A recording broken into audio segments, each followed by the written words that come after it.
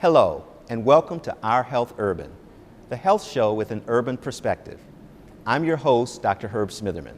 Chances are that either you or someone you know has diabetes, also known as high blood sugar. Today, there are over 25 million people known to have diabetes, with 1/4 or 25% unaware that they have it. An additional 79 million Americans are pre-diabetic or have blood sugars higher than normal, but not high enough to be diagnosed with diabetes. The amount of money spent by people diagnosed with or known to have diabetes is 2.5 times higher than those who don't have the disease.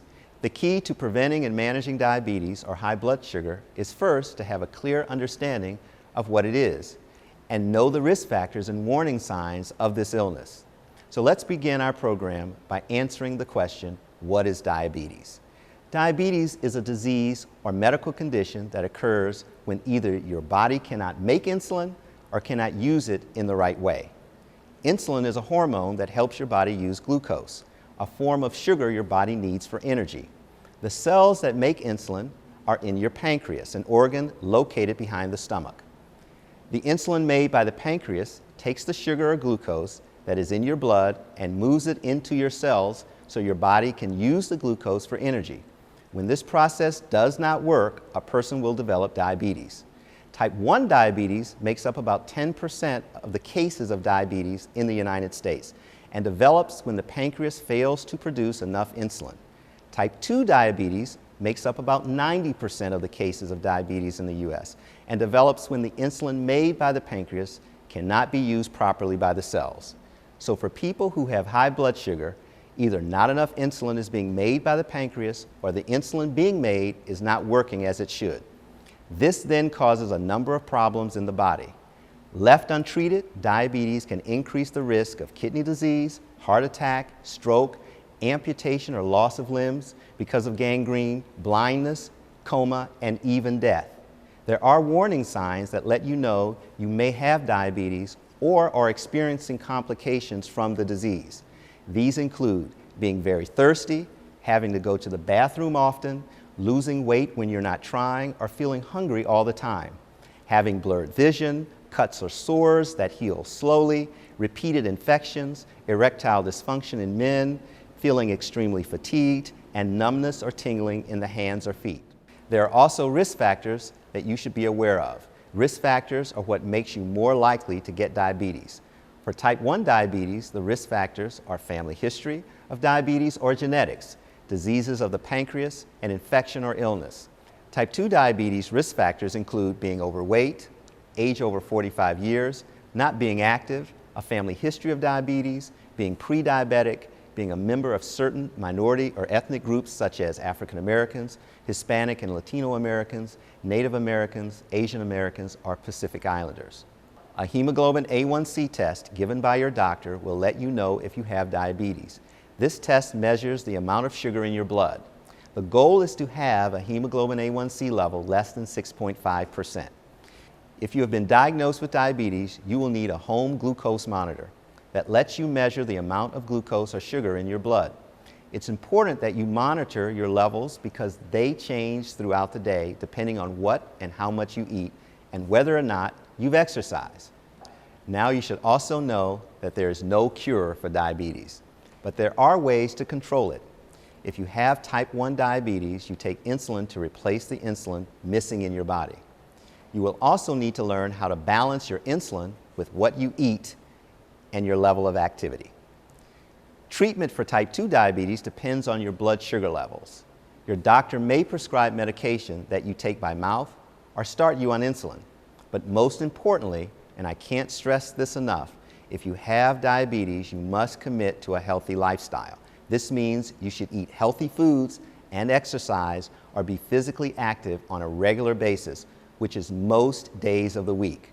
A healthy diet combined with exercise has been proven to help control blood sugar levels. In fact, there are people whose doctor has taken them off medications because they were able to keep their blood sugar under control by eating healthy, exercising, and losing weight. And that's exactly what Reverend Craig Esther of New Prospect Missionary Baptist Church did. He was diagnosed with diabetes 4 years ago. but now has it under control through diet, exercise, and weight loss.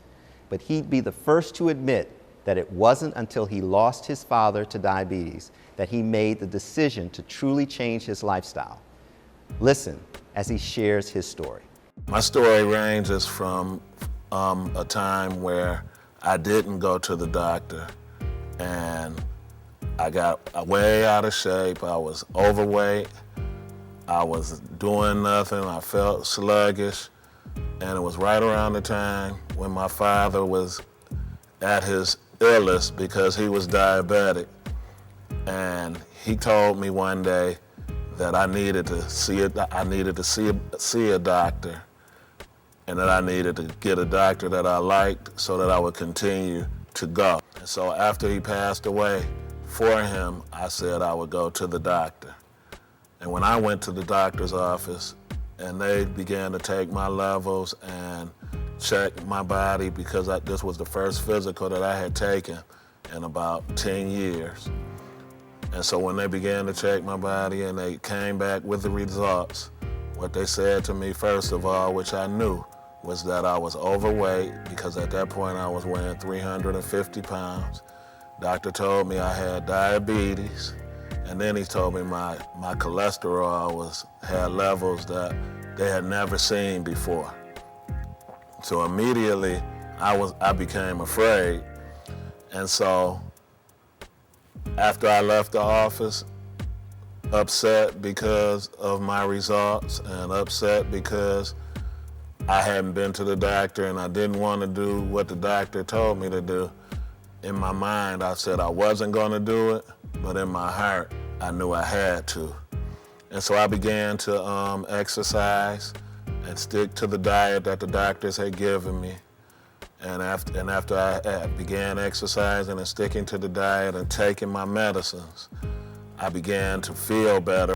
So after my first checkup, following the physical, I went to the doctors, and of course, he said to keep up the good work. I didn't get a report that time. He just said, keep up the good work, you're losing weight and everything, stay on your medicines. So 6 months later, I went back to see Dr. Harris. And after he came and did all of the tests and levels and everything, and he went back in the back and he came back and gave me my report, he came back clapping his hands. So when he came back clapping his hands, I knew I had a good result. And he said, you're controlled without the medicine, so you don't have to take the medicine anymore, but that does not mean that you do not have diabetes. You still have diabetes, but you just don't have to take medicine because the exercise and the diet is controlling it. So after he told me I didn't have to take the medicine anymore, of course I came home skipping, jumping and hollering, and told my wife I no longer have to take medicine. I just have to continue to exercise. And then the final thing, before I stop, that I want you to know and to understand is that you always need to take a yearly physical. It doesn't have to be because you're diabetic, it just needs to be because you want to take care of your health, so that you stay around for a little while longer and that you make the world a better place because you've continued to take care of your health. Thank you. Although the number of people with diabetes in the U.S. has increased by almost 50%, with the trend expected to continue, Detroit has some alarming statistics. About 16% of the Detroit population has diabetes, as opposed to 8% nationally. 23% of all hospital discharges in Detroit are related to diabetes. Correct. And the preventable hospitalization rate for diabetes in Detroit is 132% higher compared to the rest of the state. Dr. Burhani Siyum is an endocrinologist who specializes in treating diabetic patients. He is currently the medical director of diabetes programs at Wayne State University and the Detroit Medical Center. Dr. Siyum, welcome, and thank you for being here.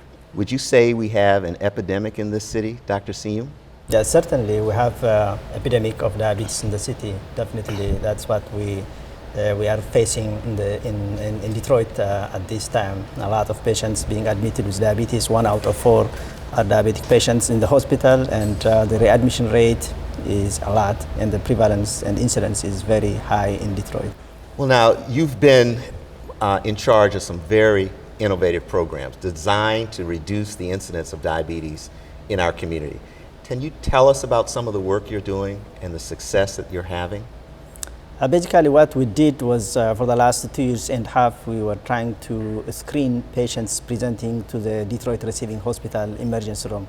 These are patients who are supposed to have minor problems, which have simple things that needs to be treated and then send home with minor medications. So we are screening these patients for diabetes, and to our surprise, we have come across a huge number of patients with diabetes and pre-diabetes. And for these patients, we are trying to give the basic diabetes education to prevent the progression of pre-diabetes to diabetes. Yeah, in fact, what you did was say, let's screen everyone in the emergency room for Correct. diabetes or pre-diabetes. Let's screen everyone coming into Detroit Receiving's emergency room. And to our surprise, even though we know that the amount of people or the number of people who have diabetes in our city is somewhere around 16%, you found that almost half the people coming into the emergency room either have diabetes or Correct. pre-diabetes. Correct, Can you yes. comment on that? I mean, we see this prevalence or number as 16%, but we found almost 50% within our emergency room settings. Yeah, but mainly what has increased the number is a pre-diabetes, Yes. and those patients who do not know that they have diabetes. So the pre-diabetes is also a problem by itself. These are people who have abnormal blood glucose, but they did not reach to the level to be diagnosed with diabetes. However, on the other hand, these patients are also prone to develop all complications of diabetes. So this makes really the number very high. So since we have an epidemic of this proportion, do we have a focused strategy for addressing diabetes in our city? Like, do we have a diabetic center? Do we have an initiative that can address this in a very, very broad and holistic way?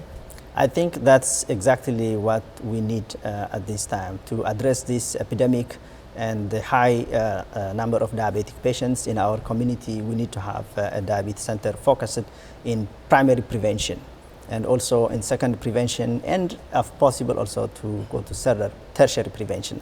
All these levels could be handled by the diabetes center. So do we have such a thing? Do we have such an institution within our community? Up to now, we really don't have a well-established diabetes center. Okay, so we're actually sort of in the middle of an epidemic, sort of without the troops, the ammunition, and the fort. It looks like that. Okay, correct. this is truly a challenge for us. Now, you and I both know that patients cannot win the battle of diabetes on their own. What part does the healthcare system play? What part does the healthcare professional community play? How do we as a community come together to really address this life-threatening disease? I think what we need to do is, with the diabetes center, we need to really establish a researched, well-planned diabetes education program for the people to know what diabetes is and how to control it and how to prevent it. And the most important, like we mentioned earlier, is the prevalence, which is very high prevalence of pre-diabetes. And these are people which progress to develop diabetes. And these are the people who could really prevent the occurrence of diabetes. So with that researched and designed to our community, we need to serve a good diabetes education program for our patients. So we have epidemic in diabetes, and an even broader epidemic in pre-diabetics. And we need to really address this as a community and as a collaborative. Correct. Okay, Yes. and somehow focus that in some kind of center, in a way that we can address this real epidemic in a truly holistic way. Definitely is. Thank you, Dr. Siem. You're welcome. And we'll be right back. Great job. Here's an OurHealth Urban true or false question for you. Where we live, learn, work, and play can have a greater impact on how long and how well we live than medical care. Would you say that is A, true, or B, false? If you said A, true, you are correct. And understand that there's more to health than health care. A person's health and chances of becoming sick and dying early are greatly influenced by social factors like education, income, housing, and neighborhoods. Studies have shown that even our zip code may be more important to our health than our genetic code. Detroit has some of the highest rates of type 2 diabetes in the country, which may be the reason why residents of the Osborne, Connor Creek communities on the city's east side are participating in a new program to reduce the level of diabetes in their community. The program is called Impact, and as OurHealth's Darlene Strickland tells us, the program is living up to its name. I just love Impact. That appears to be the consensus of more than 350 Osborne Connor Creek residents who have signed up as members of the program.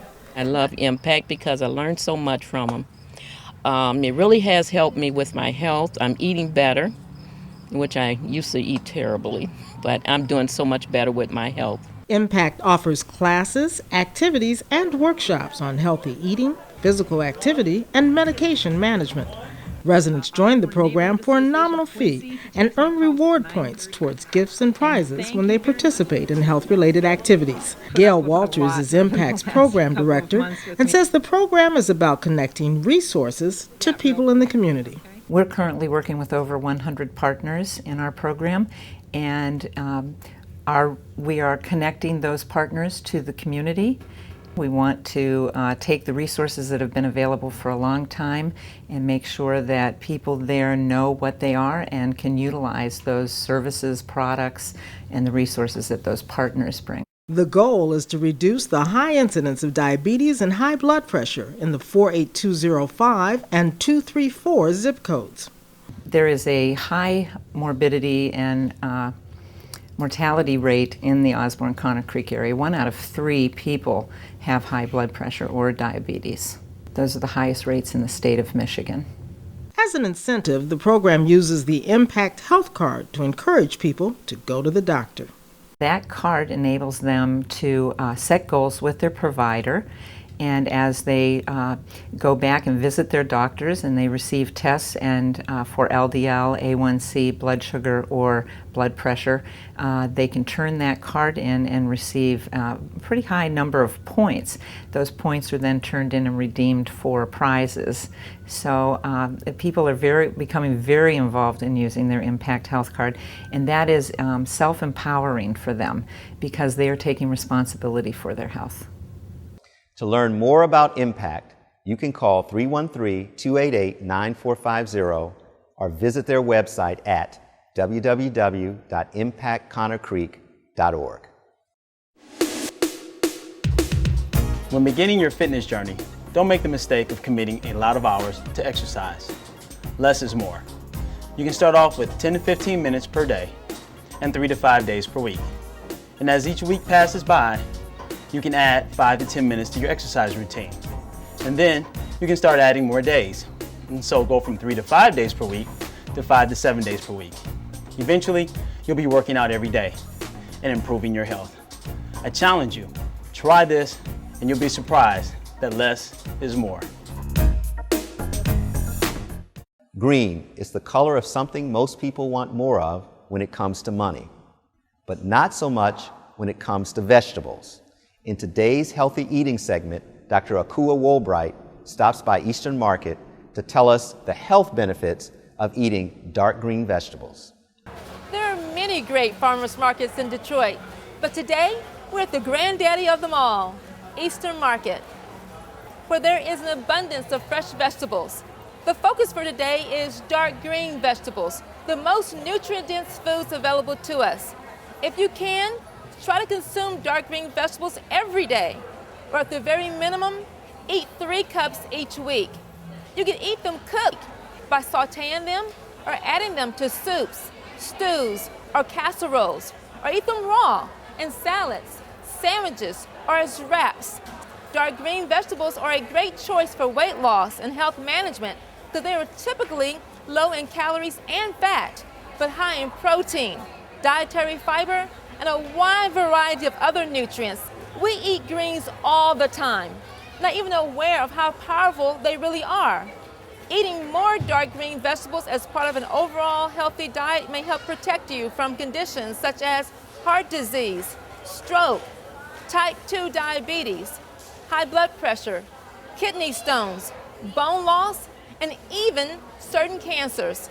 There are many great dark green vegetables such as cabbage, broccoli, collard greens, kale, and Swiss chard. So stop by your local farmer's market and pick up some dark green vegetables and add them to your regular diet today. We're here now with Mood, one of our demo specialists, who's going to talk to us about preparing greens the healthy way. Mood, how do you prepare your greens? So I'm going to show you how to make collard greens. And really quick, first thing you have to do is take the leaves off the stems. And this is called deribbing, and all you have to do is take your hand and slide it right across there, and the leaf comes right off. Wow, that's a very simple technique. I don't have to sit and cut the green off of the stem. No, not at all. It's really, really simple. That's a great tip. One bunch of greens will get you about this much. So I basically took them all off there, chopped them up into bite-sized pieces. Excellent. And so now this is ready to go. And first thing I want to do, I got a pan heating up over here. It's nice and hot. Okay. I'm going to put a little bit of oil on the bottom of my pan. Just a little bit. Okay. You didn't use too much? Nope, I don't want to use too much oil. I just want to make sure there's enough to go at the bottom so everything doesn't stick. Okay. So I'm going to right to this pan, I'm going to add a little bit of garlic to it. Okay. And then let that garlic cook for a minute. And then I'm going to add, so right here I have some organic heirloom tomatoes. Those are really beautiful. I see that you have them out on display. Yeah, I walked into the store today, they look beautiful. I had to use them today. Those are gorgeous. So gorgeous these, I sliced them up really thin, and I'm going to add those right to this pan. And then stir those around a little bit. Just cook those for about 10-15 seconds. Kind of stir them around a little bit. And now I'm going to take my greens that I'd already cut up, and I'm going to add those right to the pan. Okay. And now I'm just going to stir these around. Make sure everything's nice and mixed together. This is going to take, like 3-4 minutes for everything to cook down. Okay. Nice. And then once we're almost done, we're going to add a little bit of lime juice to it. A little fresh lime, bring out the flavor. So this is a very quick process. You're not cooking these for 2 hours the way my grandmother would cook greens. No, we want to make sure that we keep the color in those greens so we don't overcook them and let all the nutrients leach out. So this is going to really make sure that all my nutrients are still in my food. Exactly. That's exactly. excellent. And then now this is, we're going to cut the heat on this. And at the very end, we're going to add a little bit of salt and a little bit of black pepper. So it's on the food right at the very end. That looks beautiful. Thank you. Fantastic. And our finished product, you're going to get a plate that looks just about like this. Thank you, Mood. These may not be my grandmother's collard greens. They sure do look healthy. I invite you to try some of these tips when you're making your collard greens. My name is Shane Bernardo. I'm the outreach coordinator for Earthworks Urban Farm. Earthworks got started about 15 years ago. We had a very humble beginning. We started as a small vegetable patch. The Garden of Unity illustrates really well, I believe, the work that happens here and also our mission, which is to help create a just and beautiful food system. One natural way in that we're doing that is we're repurposing some of that land to meet our basic needs, to feed us, but also nourish our some of those other life connections that we've been disconnected from as well. We want to start addressing the root causes of poverty through our nutrition education program, through our youth entrepreneurship program, through our adult internship program, through some of the things that we're doing here in the community to redefine our relationship with food, change our experience around food, and in hope of creating a stronger sense of community, a stronger sense of ownership and connection to the space that we live in, and also heal ourselves from the inside out and create more sustainable relationships with one another. 1 out of 10 Michigan adults has diabetes, and it's an epidemic that's growing in Detroit. But our city isn't the type to take something like this sitting down. Now we can take matters into our own hands, because the latest weapon in the war on diabetes is just a text away. Text the word HEALTH to 300-400 to better understand your risk for type 2 diabetes and become more informed about the steps you can take to fight D in the D. Before we go, one final thing. It's vital for us to communicate to our community that prevention is important. The goal is to prevent illness as best we can, whether it's diabetes, high cholesterol, high blood pressure, obesity, mental health, or life stress issues. We want people to engage in their own health in a way that is both satisfying and productive and achieves the goal of better health. That means first and foremost, taking responsibility for one's own health. That means watching what you eat and exercising. That means going to your doctor and being evaluated. That means having a primary care doctor that can help you navigate the healthcare system. And if you don't have health insurance, there are community health centers sponsored by the federal government in your local communities that can and will assist you with your care. We care about you, so please get up, get checked, and know your numbers so you and your family can live a happy and healthy life. Thank you for joining us today. Please take care, and remember, it's all about our health.